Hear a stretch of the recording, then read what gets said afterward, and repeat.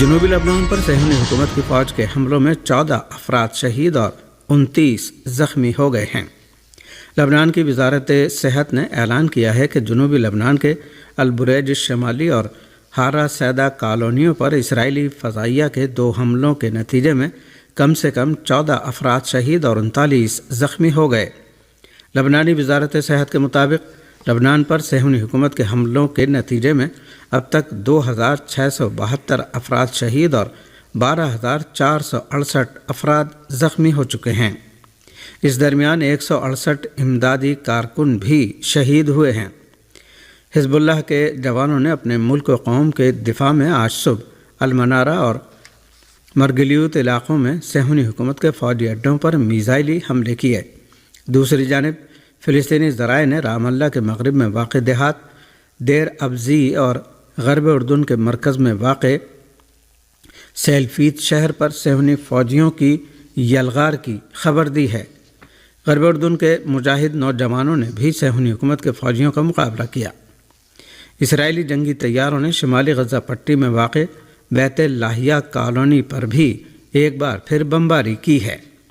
غزہ میں فلسطینی انتظامیہ کے دفتر کے بیان کے مطابق غزہ پر اتوار کو ہونے والی بمباری میں 2 صحافی شہید ہو گئے۔ آج صبح بھی معروف فلسطینی صحافی حنین سمیت 3 دیگر صحافی مغربی غزہ کے اشاتی کیمپ میں واقع اسما اسکول پر صہیونی حکومت کے حملے میں شہید ہوئے ہیں۔ قابل ذکر ہے کہ غزہ جنگ کے آغاز سے اب تک 42,885 فلسطینی شہید ہو چکے ہیں، جبکہ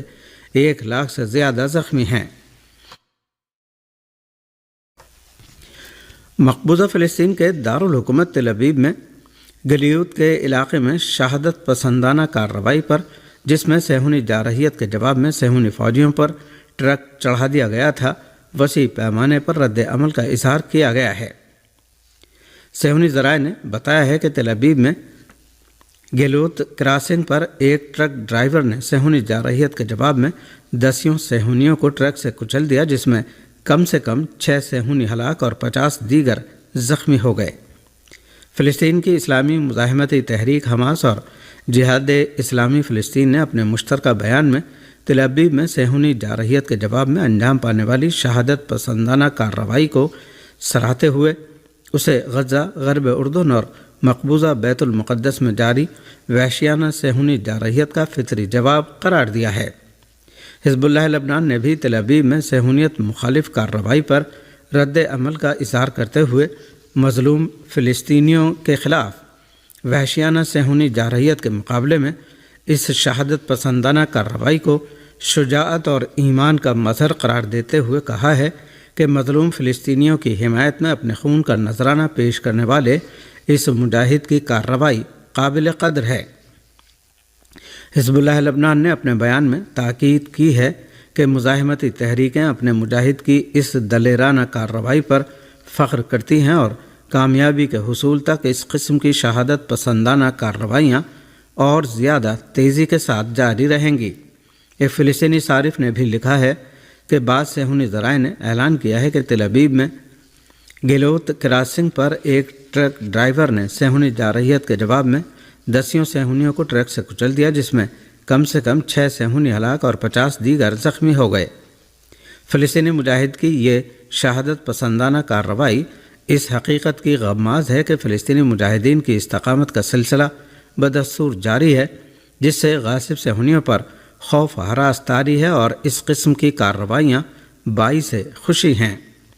مقبوضہ بیت المقدس میں تحریک فتح کے ایک رکن مفید غنام نے بھی کہا ہے کہ تل ابیب میں شہادت پسندانہ کارروائی ایک ایسے فرد نے انجام دی ہے جس نے فلسطینیوں کے جاری قتل عام پر اپنے رد عمل کا اظہار کیا ہے۔ اس شہادت پسندانہ کارروائی پر صہیونی وزیر اعظم نیتن یاہو نے بھی کہا ہے کہ اسرائیل اپنے وجود کی ایک دشوار جنگ کا سامنا کر رہا ہے، جس کی ہمیں عراقی حکومت کے ترجمان نے اقوام متحدہ کے نام اپنے احتجاجی نوٹ میں اسلامی جمہوریہ ایران کے خلاف جارحیت کے لیے صہیونی حکومت کی جانب سے عراقی فضائی حدود کے استعمال کی مذمت کی ہے۔ عراقی حکومت کے ترجمان باسم العوادی نے پیر کو کہا کہ عراق نے اقوام متحدہ کے سیکریٹری جنرل اور سلامتی کونسل کو باقاعدہ ایک احتجاجی نوٹ ارسال کیا ہے۔ عراقی حکومت کے ترجمان نے اس احتجاجی نوٹ میں صہیونی حکومت کی جانب سے عراقی فضائی حدود کی کھلی خلاف ورزی کی مذمت کی ہے۔ العوادی نے اپنے احتجاجی نوٹ میں کہا ہے کہ بغداد اپنے اقتدار اعلیٰ، خود مختاری اور عرضی سالمیت کے تقدس پر تاکید کرتا ہے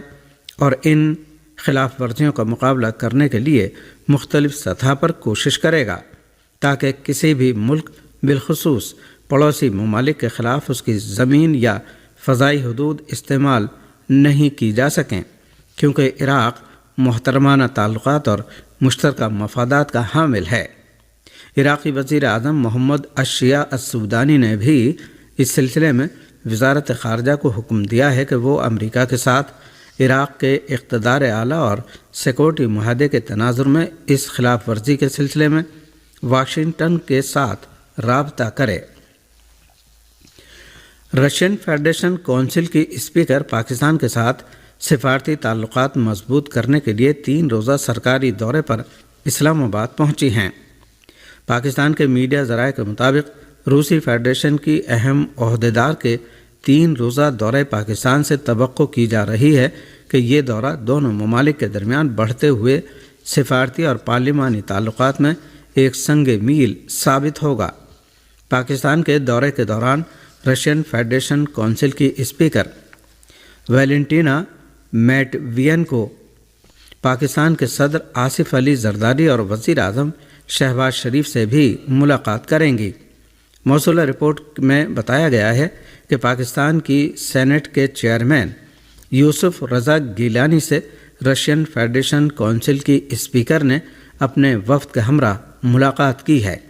ملاقات میں سفارتی، معاشی، تجارتی اور پارلیمانی تعلقات کے فروغ کے امور پر تبادلہ خیال کیا گیا۔ اس موقع پر گفتگو کرتے ہوئے پاکستانی سینٹ کے چیئرمین نے کہا کہ ویلنٹینا میٹوینکو کے اس دورے سے پاکستان اور روس کے تعلقات کے فروغ کے لیے نئی راہیں ہموار ہوں گی۔ اس دورے سے علاقائی امن اور ترقی و خوشحالی میں بہتری آئے گی۔ اسلامی جمہوریہ ایران کے وزیر خارجہ سید عباس عراقچی نے برطانیہ سے مطالبہ کیا ہے کہ صہیونی حکومت کی فوجی اور سیاسی حمایت بند کی جائے۔ موصولہ رپورٹ کے مطابق ایران کے وزیر خارجہ سید عباس عراقچی نے اپنے برطانوی ہم منصب سے ٹیلی فون پر بات چیت کی، جس میں انہوں نے ایران کے بعض فوجی اور دفاعی مراکز پر غاصب صہیونی حکومت کی جارحیت کے بارے میں ایران کا موقف ٹھوس انداز میں بیان کیا۔ انہوں نے کہا کہ ایران اقوام متحدہ کے منشور اور بین الاقوامی قوانین کے مطابق اپنی عرضی سالمیت اور اقتدار اعلیٰ کے دفاع میں ذرہ برابر بھی ہچکچاہٹ سے کام نہیں لے گا۔ انہوں نے ایران کے خلاف غاصب صہیونی حکومت کی جارحیت کو